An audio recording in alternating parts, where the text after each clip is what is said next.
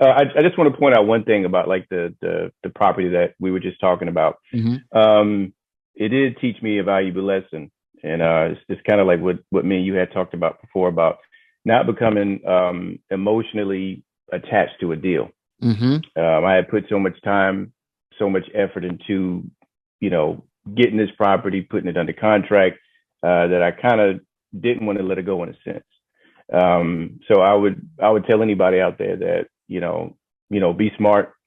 Don't become emotionally attached to a deal. If it doesn't work, it doesn't work. You just got to move on. What's up, everybody? It's Jamel Gibbs, your family-oriented entrepreneur. Welcome to another podcast episode. This is the Business and Investing Podcast, where you learn all things business and investing related. So today, we're going to do something a little different. Normally, I would have someone on the line who's an expert in their particular field.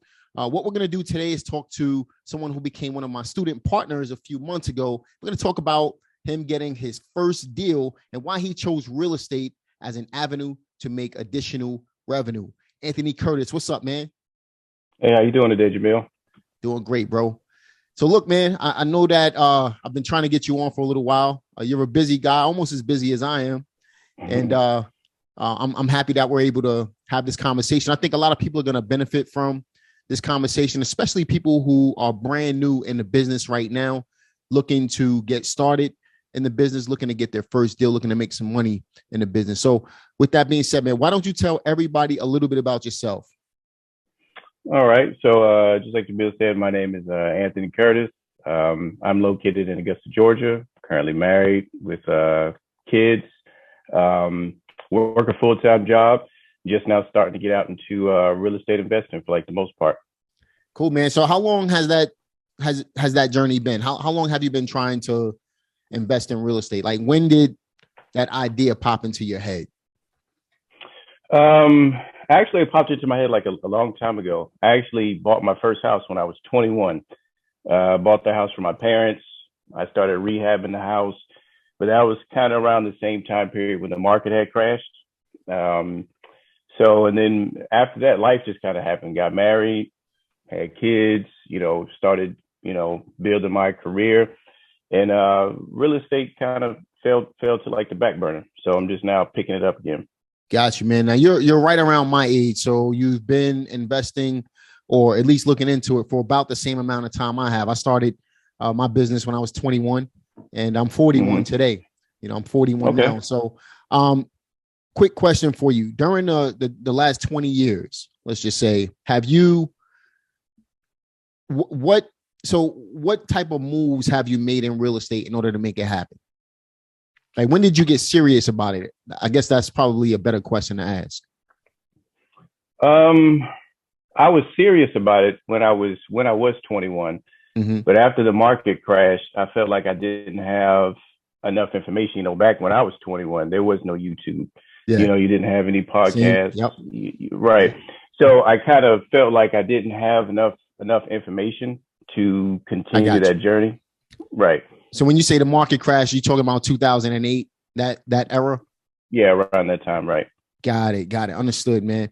So fast forward, have you been consistently investing throughout the years? No, I just picked it back up last year. Okay. So over the course of the 20 years, how many properties have you purchased? Just one. So it wasn't like you were a full-time investor. That's kind of where I'm going with it. It wasn't like you were a full-time investor. You wasn't an expert when you started just a few months ago. Right. Okay. Got it. So your only property that you've purchased at that point was your personal residence. Correct. Okay. No rental properties or anything like that. You ever done any wholesaling or anything like that? Nope. Just get into it. Got it, man. It was all brand new. So what do you do for a living, man? I'm actually a payroll consultant. So I deal with numbers all day. Processing people payroll, setting up people's configuration for different companies so they can process payroll. Got it, man. Doesn't sound exciting to me at all.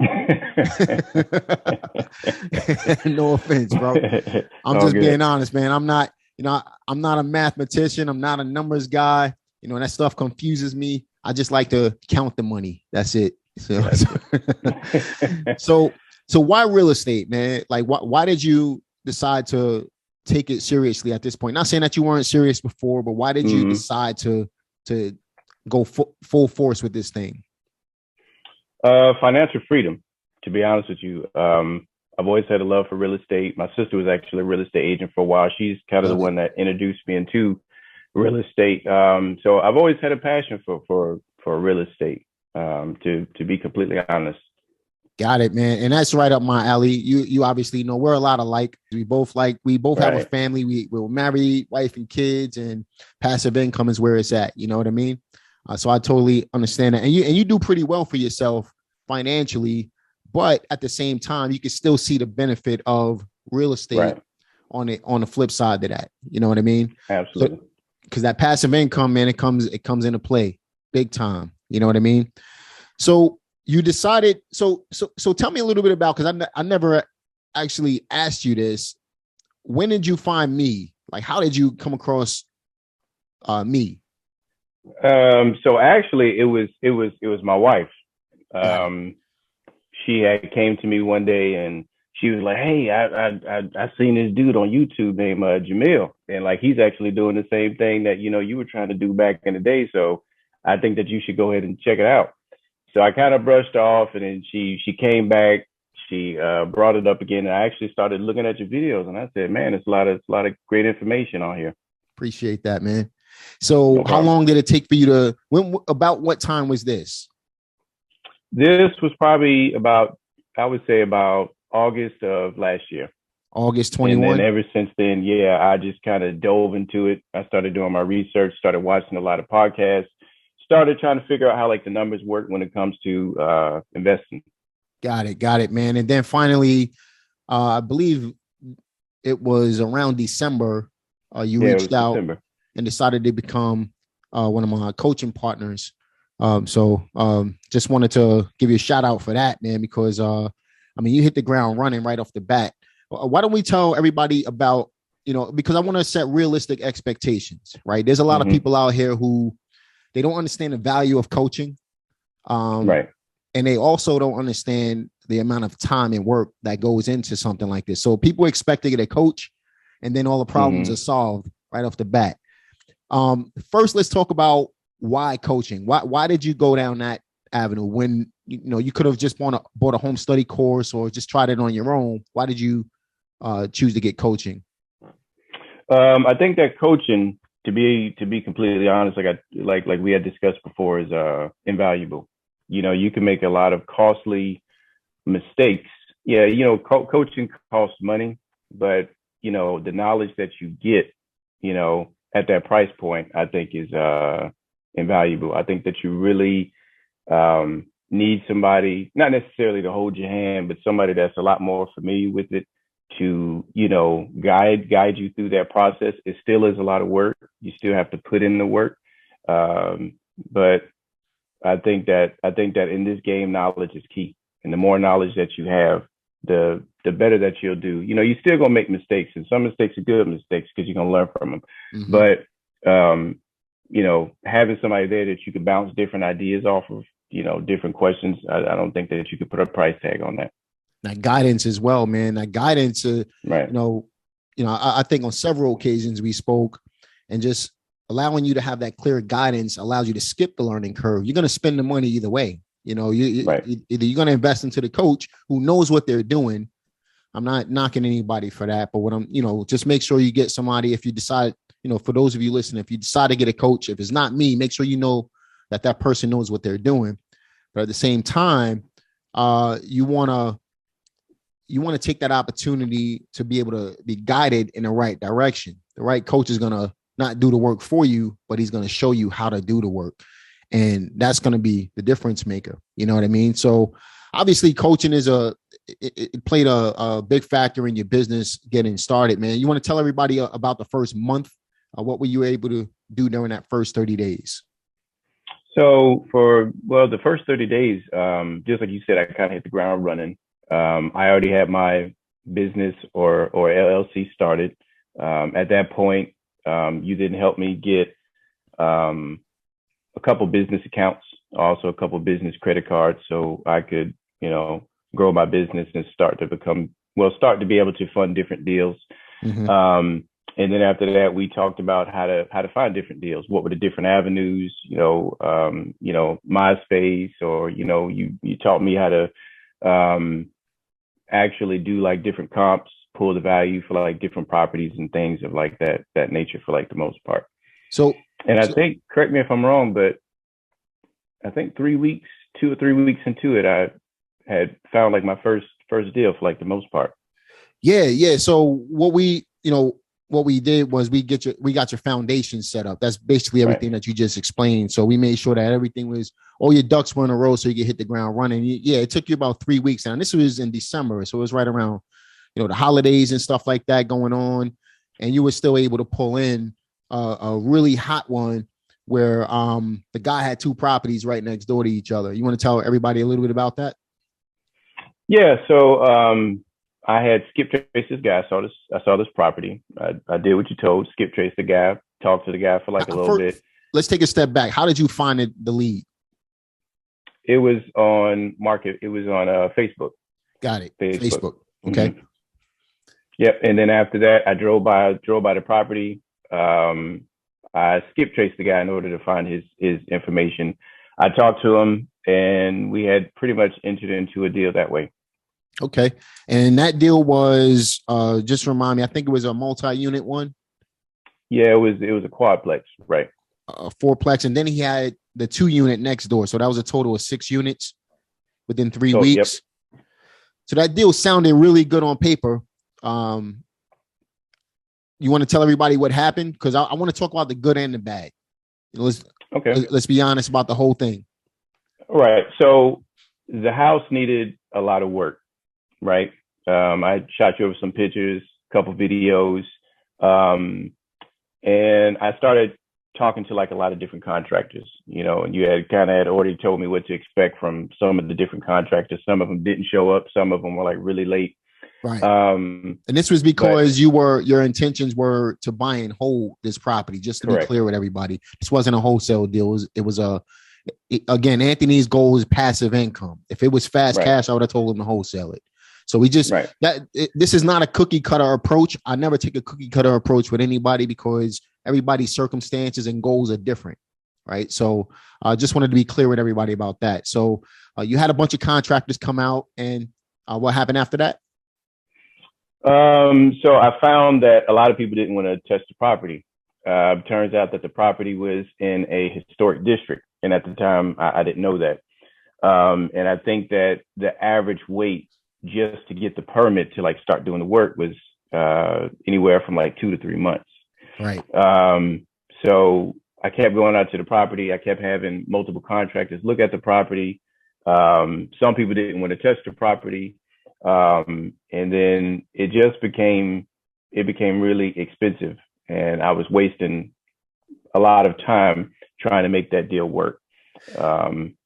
Right. Now, scratch the surface, the guy was willing to take seller financing on these deals, but basically it didn't work out because it was in a historic district. It was where the property, in real estate, location, right? So although it was in a nice area, the ramifications in order to get the property rehabbed up to par and profitable, it wouldn't have made sense at the end of the day. Now, I'm willing to bet if you contacted that guy today, you could still get that 6 units through seller financing, but you would have to, there's a bunch of headaches that go along with it, right? Right. So fast forward, man. That was we went up, we came back down real fast, and that was within 3 weeks, man. We had you dealt with contractors 3 weeks. What happened after that? Like, how did you go about finding more deals? I know Leslie found a couple of deals in a completely different state. She had 5 going on of wholesale deals, but let's talk about the deal that you have right now. How did you go about finding that one? All right. I just want to point out one thing about like the property that we were just talking about. Mm-hmm. It did teach me a valuable lesson. And it's kind of like what me and you had talked about before about not becoming emotionally attached to a deal. Mm-hmm. I had put so much time, so much effort into, getting this property, putting it under contract, that I kind of didn't want to let it go in a sense.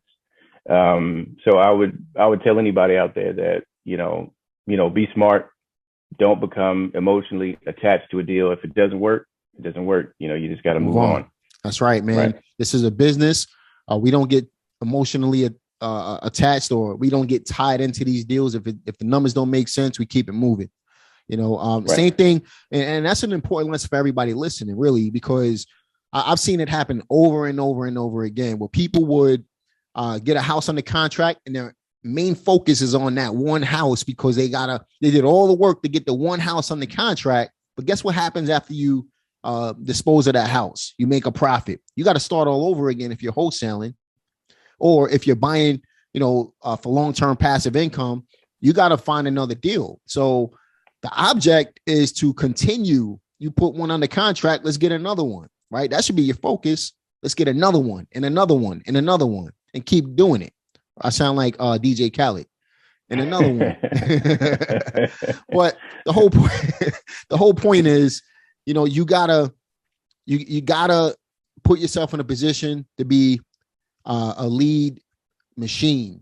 You gotta bring in the deals so that you can have enough leads out there making offers on these things in order to be able to get more consistent deals. If not, the onesie twosie thing, I did that during the first couple of years in business, and I was always struggling to find the next deal. So that's why I tell you, make sure you don't get emotionally tied to these things. If it don't work, it doesn't work. Let's keep it moving and find the next one. There's a million houses out there. You know what I mean?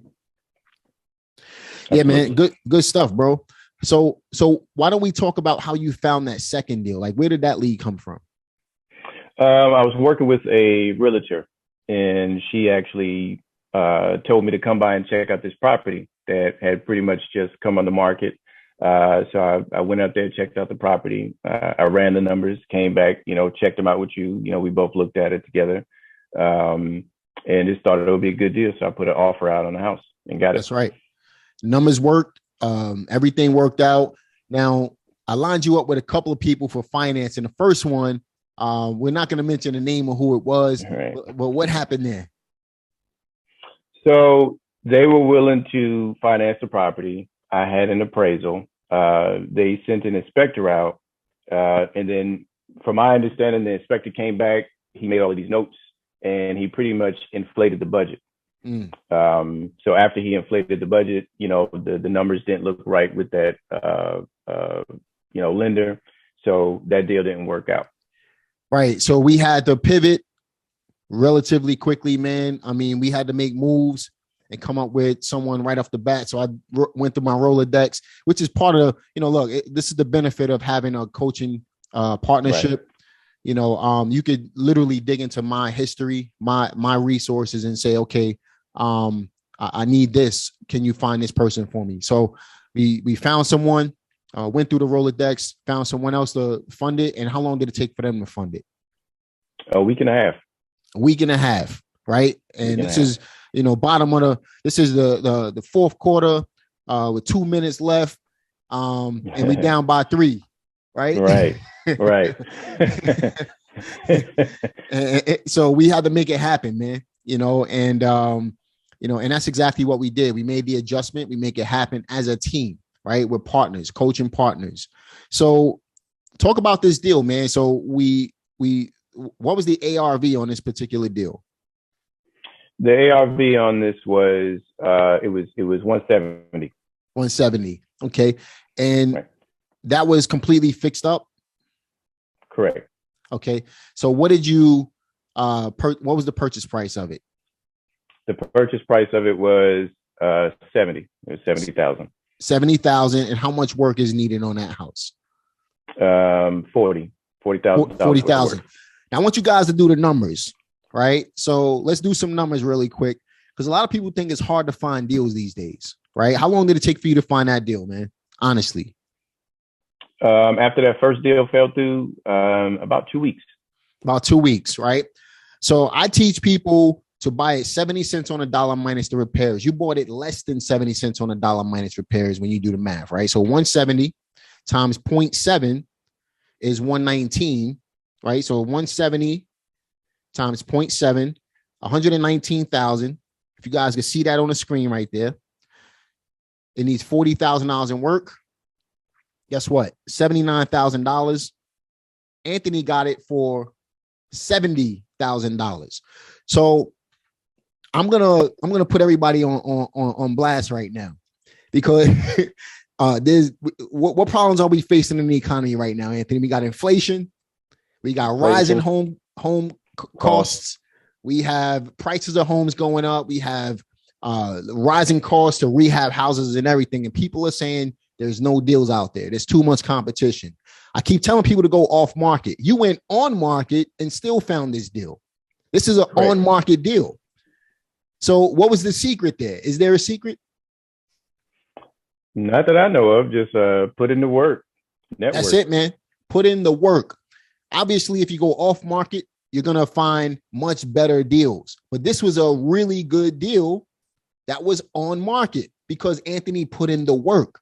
So for everybody out there making an excuse right now, and I mean this in the nicest way, I'm only saying this because I love you and I want you to do better, because I know that you guys got it in you.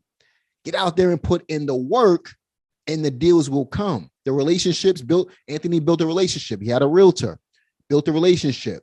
They made offers. He got this deal. You understand what I mean? You have to make offers. If you look at a deal, have you done this, Anthony? Have you looked at any houses and said, I don't know if I should make an offer on that house? Yeah, quite a bit of them, right? Right. Yeah. So let me ask you this, man. If you don't make an offer, what's the chances of you actually getting the deal? 0. Because we had talks about this as well, right? Right.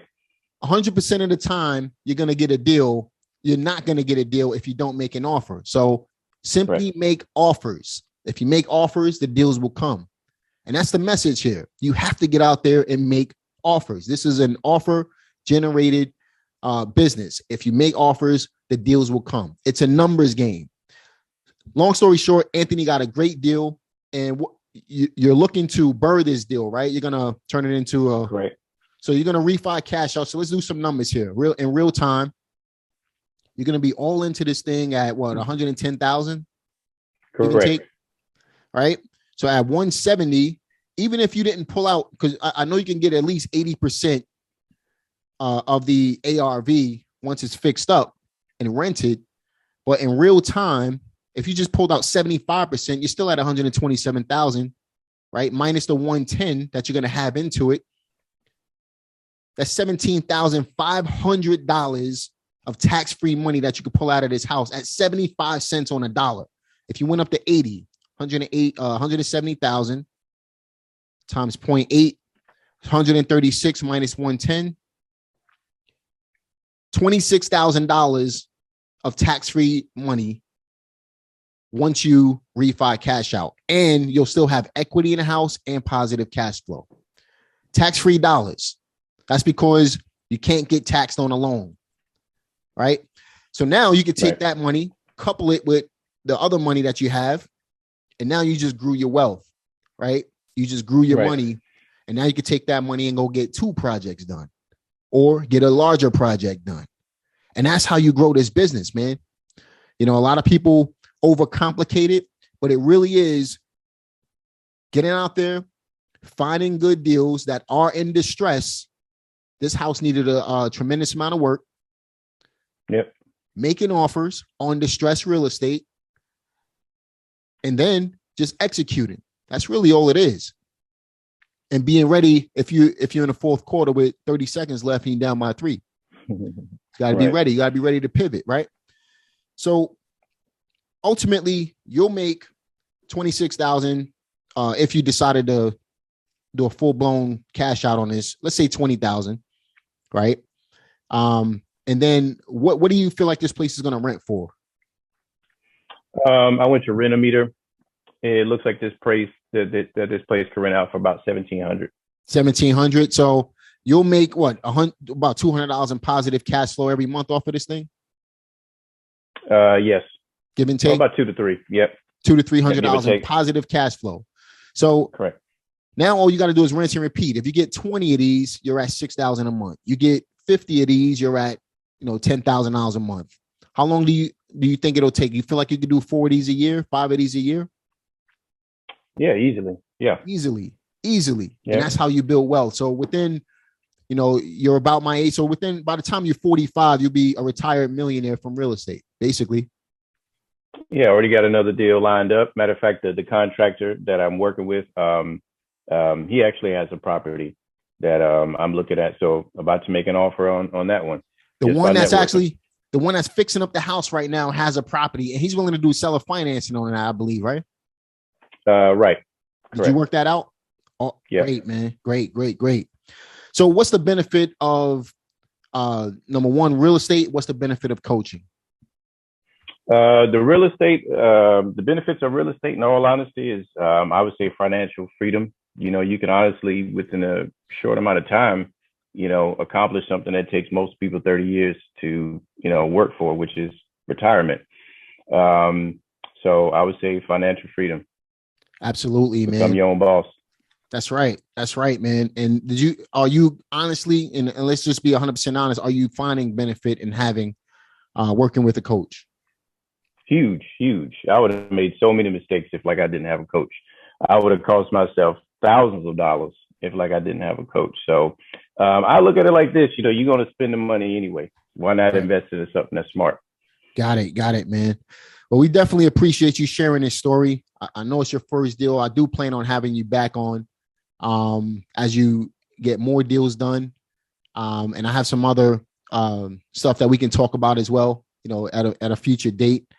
Are you currently reading any books? Because we all understand the importance of continuing your education as well. It's something I definitely encourage.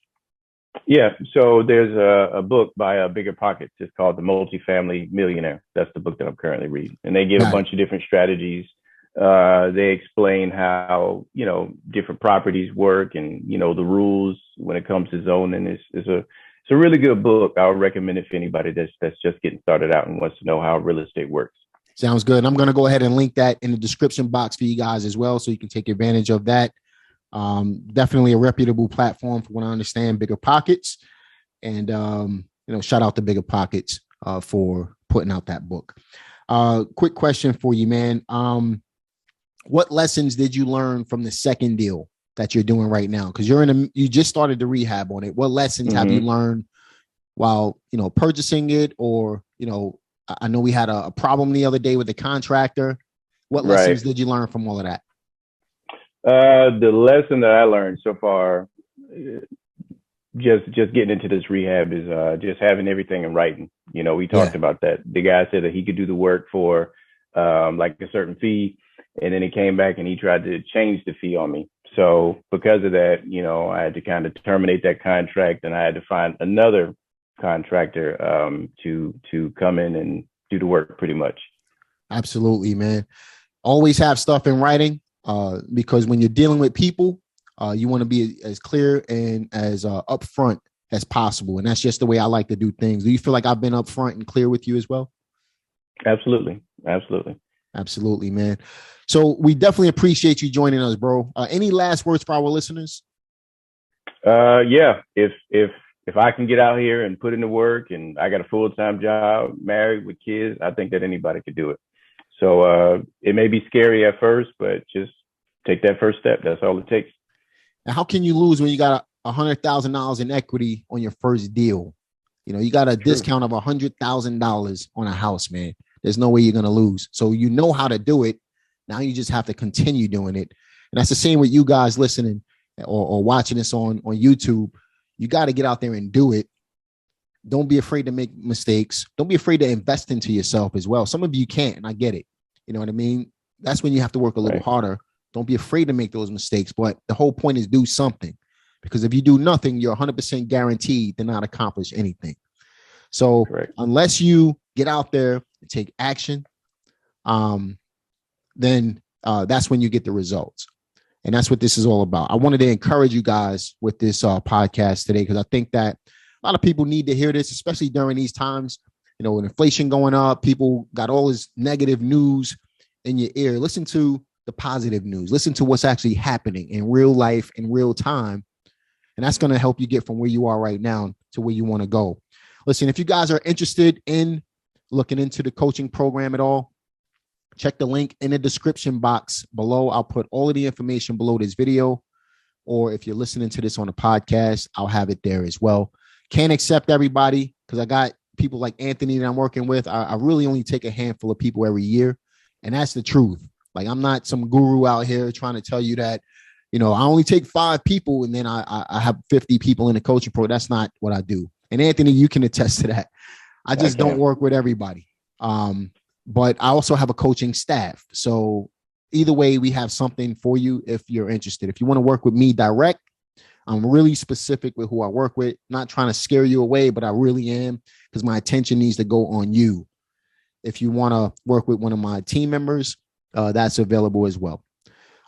Check the link in the description box. Anthony, shout out to you, man. Do you want to provide any social media links? If so, matter of fact, I'm going to link it in the description box. If you want to reach out to Anthony, maybe you might have some questions or something. He doesn't spend a lot of time on social media, but if he can, he'll help you out. Absolutely. Appreciate you, brother. And looking forward to many more calls like this. And maybe you watching this right now, you'll be on the next one as well. See you guys on the next one. Peace.